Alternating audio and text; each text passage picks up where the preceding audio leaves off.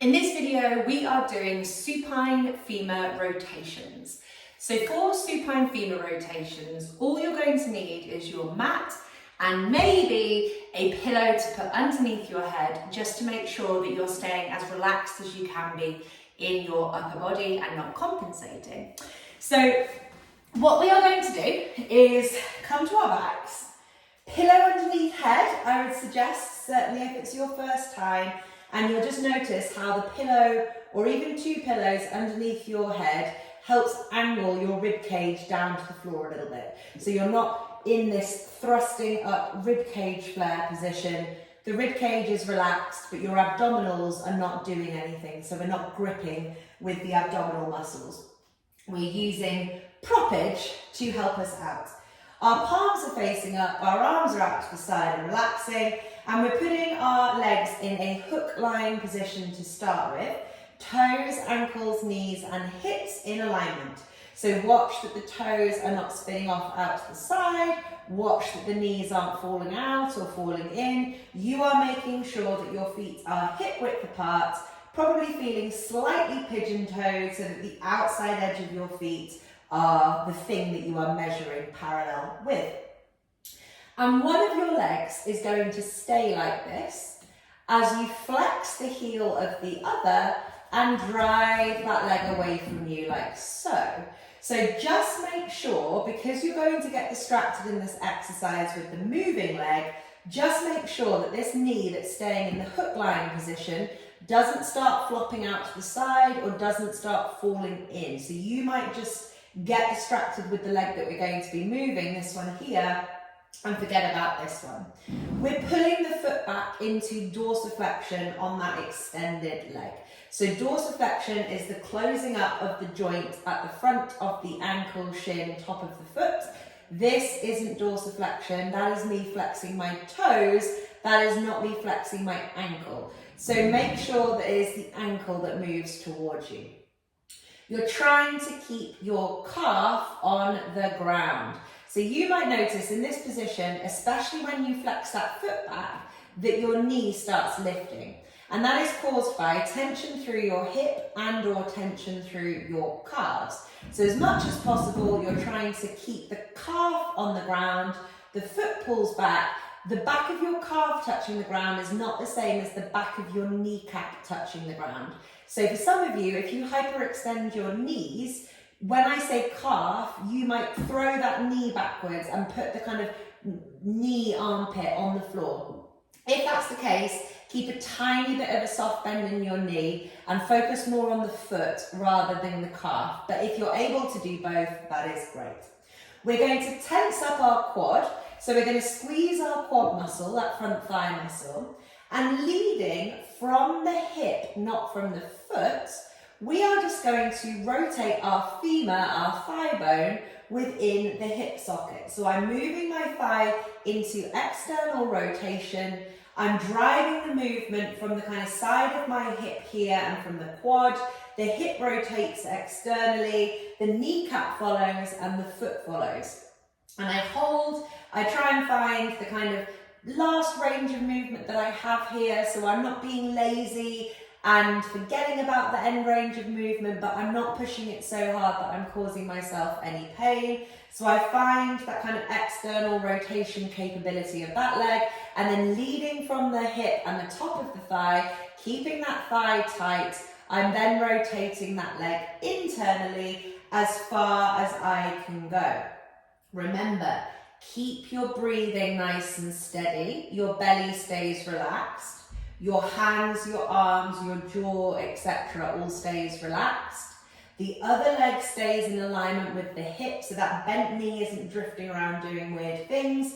And what we are doing is basically keeping your whole body still, and we're just rotating that hip socket into internal and external rotation. The rest of the leg follows. So before I set the timer, the reason I'm sort of saying that so heavily, shall we say, is because for lots of people, what they'll do is they lead with their foot. So because their hip doesn't rotate well, their body tries to drive the movement from the foot rotating and sliding around, and we don't want that. So the foot pulls back, The quad is tight, the leg is absolutely locked, and the foot is simply following what the upper thigh is doing. We don't want the foot rotating more than the knee. So I can't really do it, but you'll know if that's happening because your kneecap and your feet are going to be facing in different directions. We want the kneecap and the foot to be doing the same movement. This is where we should be feeling the twisting and turning going on. You might feel a stretch through the front of the hip, and we're keeping that thigh locked and the foot pulled back. So you probably have work all the way through the front of that leg. Okay, we are going to do 3 minutes. I've got my left leg first. What I recommend is, if this is the first time you're doing this, start with your left leg today. We'll finish with our right, but next time swap them round just so you're kind of changing that demand. Off we go, 3 minutes. I don't care how many reps you do.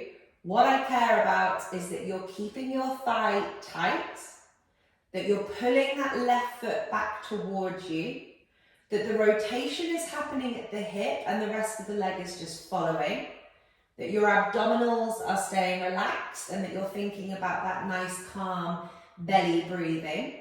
Your hands are relaxed, your jaw is relaxed, and that other leg isn't falling in and falling out.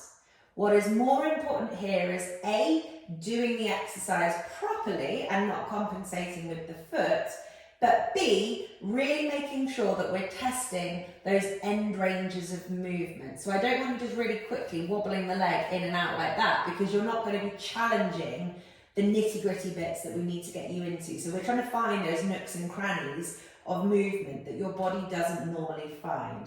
Of course, within reason, because I don't want you forcing those nooks and crannies if it causes you ouch pain.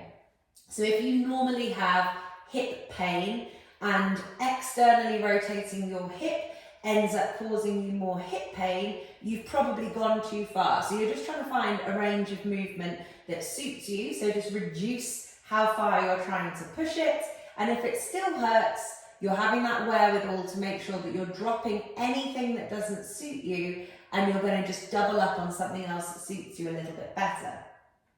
Keep active in the front of that foot. So what I'm noticing is as I externally rotate my left knee or my left hip, I'm wanting to relax my left foot slightly. So I'm going to remind myself to really keep that dorsiflexion nice and strong.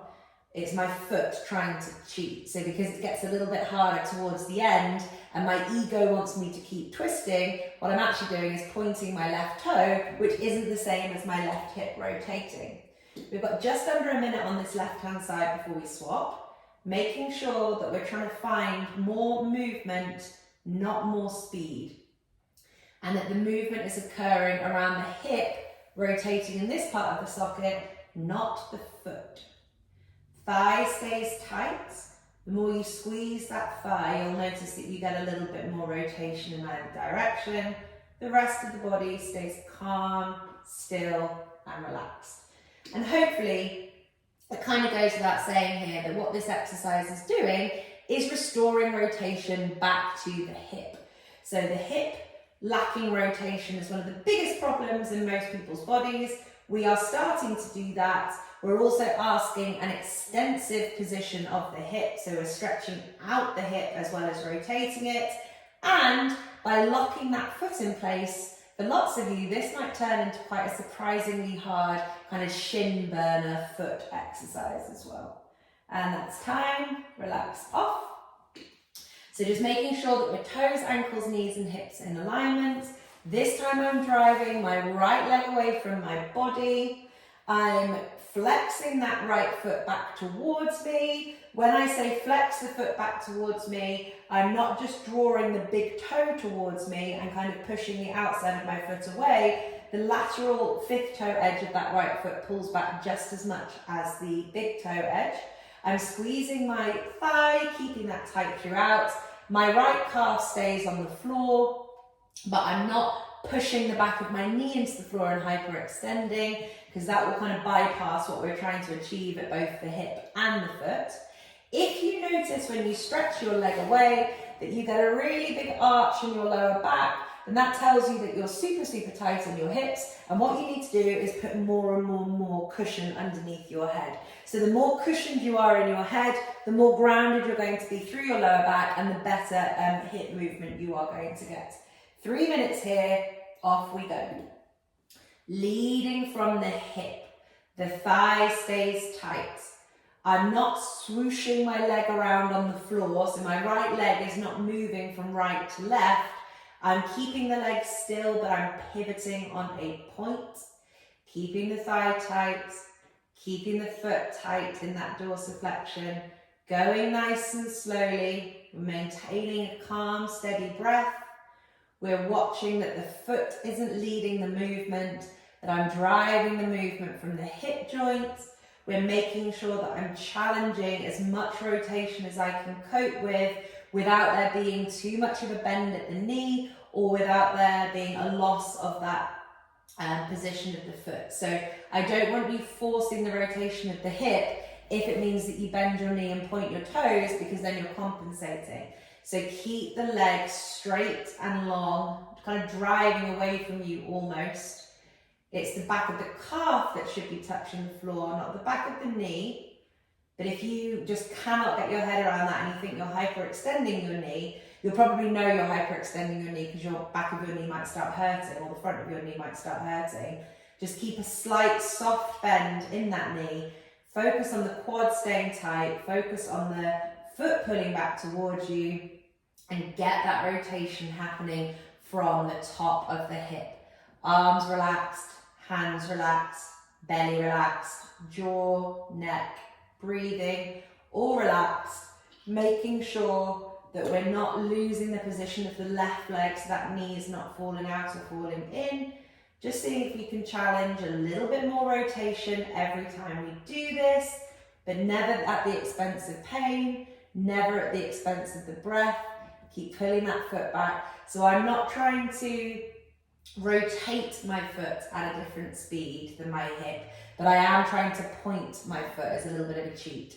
So the middle of your second and your third toes stay in alignment with the middle of your kneecap and the middle of your hip joint throughout. The hip joint spins and the rest of the leg follows that spin.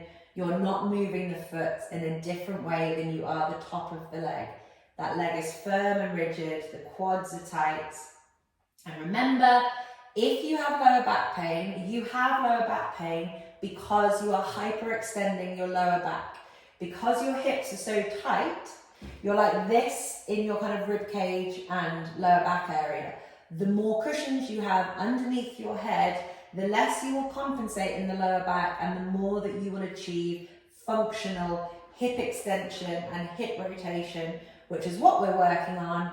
And this is challenging your glutes in a slightly, perhaps unusual way to what you're maybe used to normally.